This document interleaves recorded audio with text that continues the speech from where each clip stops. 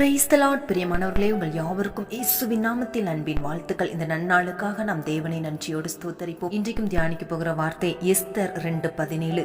சகல கன்னிகைகளை பார்க்கிலும் அவளுக்கு அவன் சமூகத்தில் அதிக தயையும் பட்சமும் கிடைத்தது, ஆகையால் அவன் ராஜ கிரீடத்தை அவள் சிரசின் மேல் வைத்து என்று வாசிக்கிறோம். பிரியமானவர்களே, இன்றைக்கு நீங்க சொல்லலாம், எனக்கு யாருமே இல்லை, என்னை ஆறுதல் படுத்த, எனக்காக வழக்காட, எனக்கு உதவி செய்ய, என் காரியத்துல ஒரு வெற்றியை நான் பார்க்க, என் காரியத்துல ஒரு நன்மையை பார்க்க, என் வாழ்க்கையில ஒரு ஆசீர்வாதத்தை பார்க்க எனக்கு யாருமே இல்லையே, உதவி செய்கிறதற்கு யாரும் இல்லை, என்னை தேற்றுகிறதற்கு யாரும் இல்லை என்று சொல்லி கலங்குறீங்களா?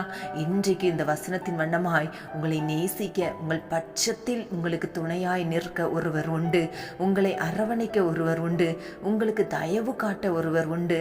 அவர்தான் இயேசு கிறிஸ்து. அவர் சமூகத்தில் உங்களுக்கு அதிக தயவு கிடைக்குமாம். அவருடைய தயவினால் உங்களுக்கு மேன்மை, அவருடைய தயவினால் உங்களுக்கு கனம், அவருடைய தயவினால் உங்களுக்கு ஆசீர்வாதம், அவருடைய தயவினால் உங்களுக்கு உயர்வு உண்டாகும்.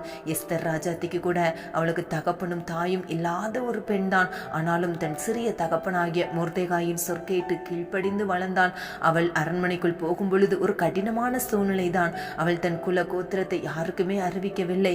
அவள் அந்த இக்கட்டான சூழ்நிலையிலும் அவள் ராஜாவுக்கு பிரியமாயிருந்தாள். ராஜாவின் கண்களில் அவன் சமூகத்தில் அவளுக்கு அதிக தயவு கிடைத்ததாம். ராஜா அவள் மேல் பட்சமாயிருந்து அன்பு வைத்து அவளை உயர்த்தினான். இன்றைக்கு ஆண்டவருடைய சமூகத்துல தான் உங்களுக்கு அன்பு கிடைக்கும். நீங்க தேவ சமூகத்துக்கு வாங்க. உங்க பிரச்சனைகளை நீங்க பார்க்காம, உங்க சூழ்நிலைகளை பார்க்காம ஆண்டவருடைய சமூகத்தில் வந்து ஆண்டவரிடம் மன்றாடுங்கள். அவர் சமூகத்தில் உங்களுக்கு அதிக தயவு கிடைக்கும், அன்பு கிடைக்கும், மேன்மை கிடைக்கும்.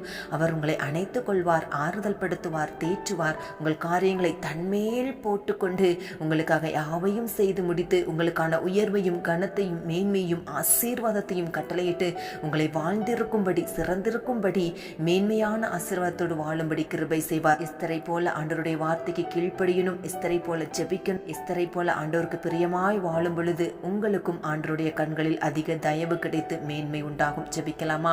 ஏசப்பா, இன்றைக்கு யார் யாரெல்லாம் கண்ணீரோடு என்ன செய்வதென்று தெரியா சோர்ந்து போய் யாருமே இல்லை என்று கலங்கி கொண்டிருக்கிறவங்களுக்கு நீர் தகப்பனாயிருந்து, தாயாயிருந்து, அன்பு வைத்து, அவர்களை நேசித்து, அரவணைத்து, அவர்களுக்கு வேண்டிய யாவையும் செய்து முடித்து உம்முடைய கனத்தினால் நிரப்பி அவர்களை ஆசீர்வதியும். இயேசுவின் நாமத்தில் அதிக தயவை ஒவ்வொருவருக்கும் நீர் காட்டி உடைய கிருபையினால் எல்லாரையும் உயர்த்தி மகிழ பண்ண போகிறதற்காய் நன்றி. இயேசுவின் நாமத்தில் ஜெபிக்கிறோம்.